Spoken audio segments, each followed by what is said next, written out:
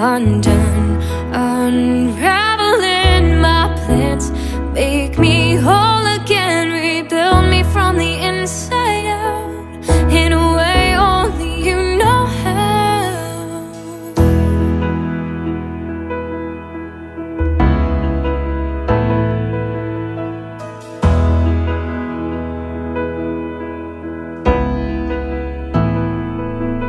You're teaching me with my imperfections, reaching me when I run the other direction. I'm undone, unraveling my plans. Make me whole again, rebuild me from the inside. Yan.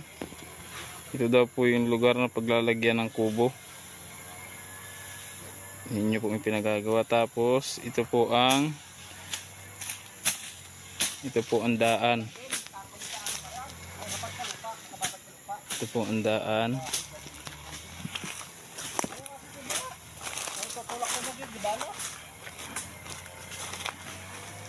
Yan ang magandang kubo at malayo sa nandiyan sa Mekwan.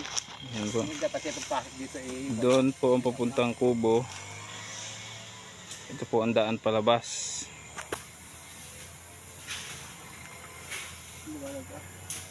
Yan po, palabas. Hindi nang gagawin natin, wag mo na yung bahay na siminto. Wala tubig eh. Kubo daw po muna ang gagawin kasi wala daw pong tubig. Yan po yung kanina. Pagbuwan ng December, yan. Hindi ka nang maggawa ng bahay na bato yan. December daw po, para maraming tubig ang sapa. Ito po kasi ang sapa. Yan, ito pong babang yan. Yan yung mga 3 buwan lang na may tubig na may sapa na. Yan po hanggang dun. Yan po sa dulo dun. Tapos ito naman po yung daan papuntang kubo. Ito po sa entrance. Hanggang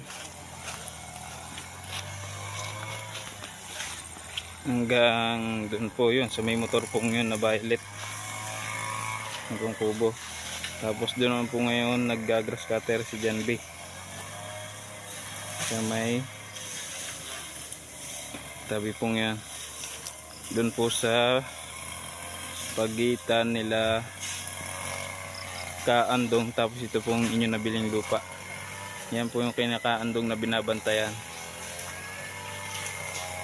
Tapos ito naman po, yung location po ng ating kubo mismo po ngayon. Yan po. Yan. Ito po yung location ng kubo. And then yun po yung ginagrass cutter po ngayon ni John B. At dito naman po sa banda rito po sa likod ng kubo ay yung aming tinatabasan pong una. Kasi ito po yung malalago ang damo. Sa bandang unaon naman po ay kayang grass cutter yung iba. Ito po yung kahapon, sinimulan po namin kahapon na tabasan.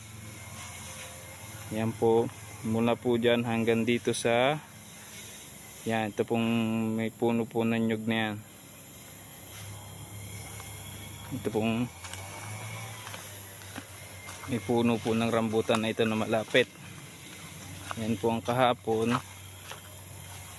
Tapos mula po dito hanggang doon po kahapon namin tinabasan. Mula po dito sa kubo. Mula po diyan, diretso po doon sa dulong dulo po ngayon. Yan. Sa dulo pong ito. Halos meron po ditong lansones, mga puno po ng saba. At dito po yung yan, ito po. Yun po yung kubo kanina. Ito po yung sa likod. Yung tinabasan po kapon. Diretso po yan hanggang doon. Tapos ngayon naman po ito ang tinabasan. Yan. Mula po doon sa kaninang puno pong yun ng rambutan na yun, wala po dito hanggang dun Doon din po sa may nag-iisang puno rin po ng nyug na yan. Mga 2 di pa po ang layo, mahigit. Tapos yun po hanggang doon sa baybay po nila Kaandong. Yan po yung baybay. Yan po yung pinakabakod.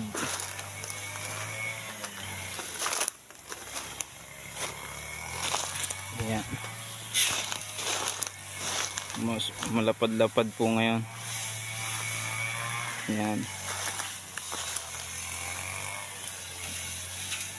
Napakalapad po ang lupang ito.